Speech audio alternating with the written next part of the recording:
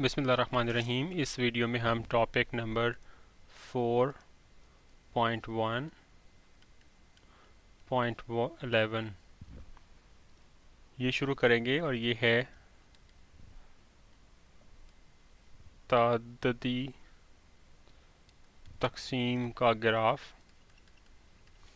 और इंग्लिश में इसे कहते हैं ग्राफ ऑफ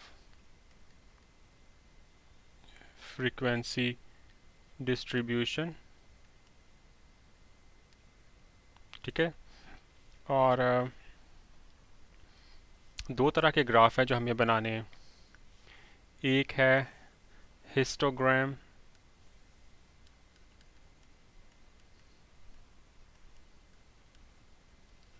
जिसे वो कालमी नक्शा कहते हैं किताब में।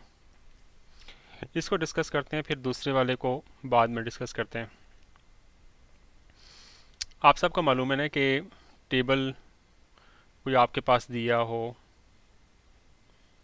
तो उसमें आप कोई वैल्यूज़ वगैरह लिखी हों, 3, 5, 7 कोई ऐसी वैल्यूज़ हों, तो बाज़ का टेबल जो है ना गो के ये रॉ डेटा जो आपने ऐसे नंबर लिखे हों ऐसे करके, उनसे तो बहुत बेहतर है, ये चीज़ बेहतर है।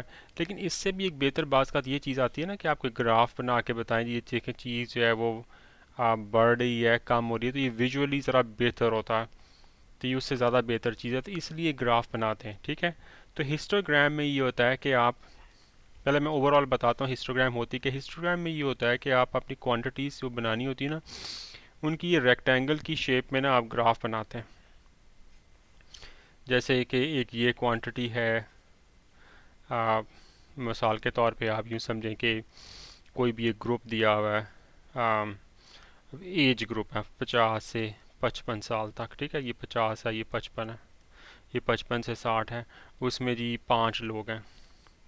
55 से 60 में जी 10 लोग हैं। 60 से 65 में जनाबे वाला 4 लोग हैं। ये 4 तक आता है, ये 10 तक आता है। तो हिस्टोग्राम में ये होता है कि आप बेसिकली ऐसी रेक्टेंगल्स बनाते हैं, इसे हिस्टोग्राम कहते हैं। ठीक है, बहुत ही आसान है, बहुत ही सिंपल सी चीज़ है। इसको आप स्टेप बाय स्टेप कैसे बनाते हैं उसके लिए जो बुक में एग्जांपल दी हुई है ना, उसको पकड़ते हैं और उसका ग्राफ बनाना शुरू करते हैं। तो वो मैं एग्जांपल जो है ना, वो टेबल उन्होंने जो टॉपिक 4.1.8 में है ना, वो मैं टेबल इधर बना देता हूँ दोबारा से। तो फिर हम उस टेबल के मुताबिक ग्राफ बनाएंगे।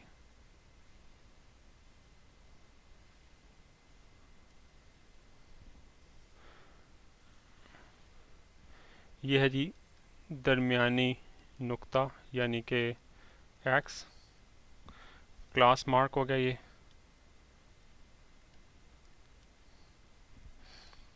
ये हकीकी जमाती हदूद, ये मैं ज़रा साफ़ करके लिखता हूँ, कुछ ठीक नहीं लिखा क्या।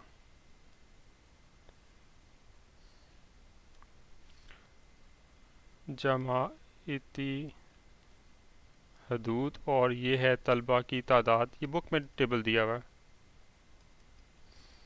और ये नंबर 100 में से, ये जी 96 पेज के ऊपर ये टेबल दिया हुआ है। ठीक है, तो 45 से 49 तक जो हैं वो 2 स्टूडेंट्स हैं, और ये जो रेंज है ये 44.5 से 49.5 तक बनती है।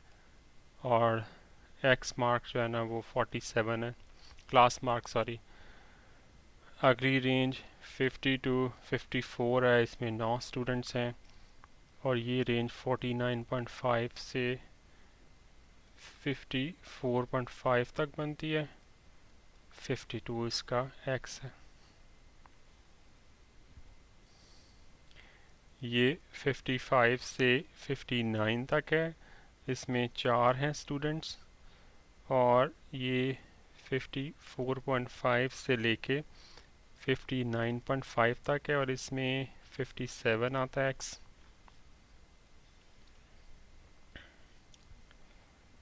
ये 60 टू 64 है, इसमें 7 स्टूडेंट्स हैं, 59.5 से 64.5, और ये 62 इसका। और लास्ट वाली जो है ना वो 65 से 69 तक है। इसमें 3 स्टूडेंट्स हैं। 64.5 से 5 तक और 67 इसका एक्स। ये टेबल तो कॉपी हो गया। अब आपने ये करना है कि एक्स एक्सिस और वाई एक्सिस पे की 2 लाइनें लगानी। ये जो बड़े नंबर्स हैं और हकीकी अदाद हैं इन्हें आमतौर पे यहाँ पे रिप्रेजेंट करते हैं। लिहाजा हकीकी जमाती हदूद ये यहाँ पे आएंगी।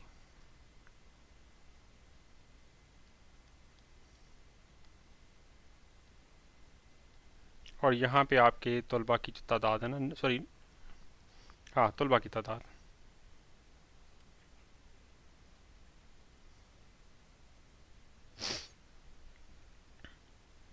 तो अब स्केल बना लें। ये देखें 1 से 2 है, 9 4 7, तो 1 से 10 तक आप स्केल बना लें।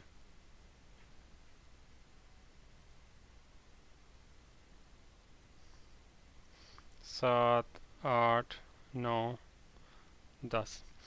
अब ये देखें ये स्केल है 44.5 से 49.5 तक और ये इस तरह आगे कंटिन्यू करते हैं। तो चूँकि मैं इससे पहले वैल्यूज़ हमारे पास नहीं है, वो हमसे रेलेवेंट चीज़ नहीं है, तो आप इसे ना कहीं से भी शुरू कर सकते हैं। फ़र्ज़ करें कि मैं यहाँ से करता हूँ। ये 44.5 है और लेट्स से कि ये 49.5 है। अब ये देखें ये 2 तक जाएगा ना, क्योंकि यहाँ पे तलबा की तादाद 2 है। ये ऐसे लगा ले लाइन, ठीक है, 2 तक, ठीक है।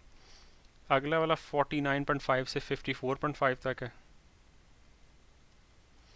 ये जाता है 9 तक, 9 यहाँ पे है, तो आप यहाँ पे ऐसे करके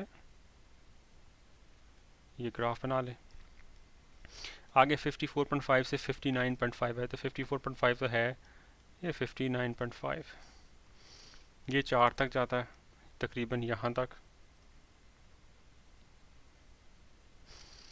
अगला 59.5 से 64.5 तक है, ये जाता है 7 तक तकरीबन यहाँ तक। और आखिर वाला 60.4.5 से 69.5 तक है और ये 3 है, तो 3 तकरीबन यहाँ तक जाता।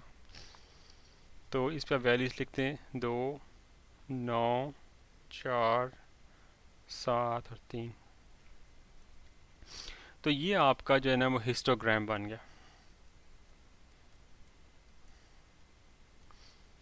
बहुत ही आसान था, ठीक है।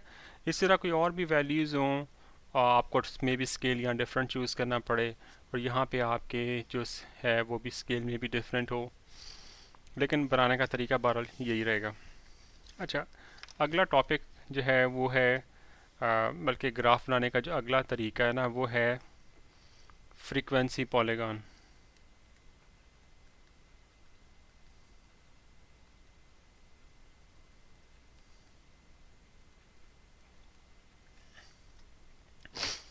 अच्छा, उससे पहले मैं आपको ये बताना चाहूँगा कि ये जो ग्राफ है ना वैसे तो सब कुछ ठीक है, इसमें कोई मसला नहीं है,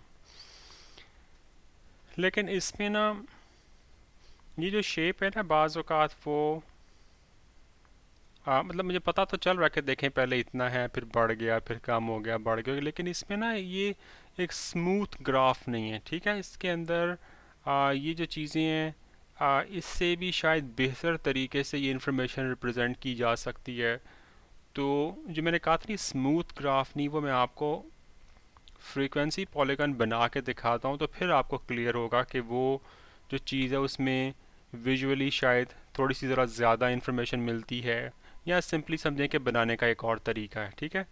तो फ्रीक्वेंसी पॉलीगॉन की बात करते हैं। उसमें ये होता है कि बिल्कुल इसी तरह आपने ये काम करना। अच्छा, अब उसमें आप यूँ करते हैं कि ये जो आपके पॉइंट्स हैं ना दरमियानी नुकात, ये वाले, इनको आप इस्तेमाल करेंगे, ठीक है। इसको तो आप तलबा की तादाद को तो करेंगे ही करेंगे।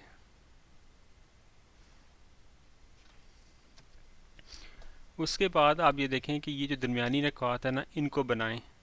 तो 40 अगर मैं वही स्केल इस्तेमाल करूँ तो 47 तकरीबन यहाँ पे आएगा, 52 तकरीबन यहाँ पे आएगा। तो ये नुक्ते बना लें, ये 57 आ गया, ये वाला 62 आ गया, मैं ऊपर लिख रहा हूँ, हालांकि मुझे नीचे लिखना चाहिए, जगह ज़रा कम थी। इधर 67 आ गया। अब 47 के अगेंस्ट 2 है ना, तो यहाँ पे 2 पे या आपके पास जो ग्राफ पेपर होगा ना, तो उसमें लाइनों के मुताबिक यहाँ एक नुक्ता लगा लें। ये 50 जो 2 है इसका 9 है, तो इसके बिल्कुल ऊपर जैसे आप ग्राफ पे पहले बनाते आए ना इस बुक में, यहाँ नुक्ता लगा लें 9 देख के, ऐसे ऐसे। इसमें 4 पे आएगा 57 का, 62 का 7 पे आएगा और 67 का 3 पे आएगा। उसके बाद इन नुक्तों को ना लाइनों से मिला दें ऐसे, बल्कि मैं यहाँ पे बड़ा पेन इस्तेमाल करता हूँ, ऐसे ऐसे मिला दें ताकि आपको थोड़ा क्लियर हो जाए। ठीक है, उसके बाद आपने क्या करना है कि इन लाइनों को आपने ना आगे मिलाना है, इस एक्स एक्सिस पर लेके आना है। तो ये 47 है ना, अगर इसके पीछे अगर कोई और भी होता, इससे पहले भी एक ग्रुप होता, तो वहाँ पे क्या होता, 40 ये 47 और 52 5 का फ़र्क, 5 ऐड करें तो 5 निकाले 42 आता है ना।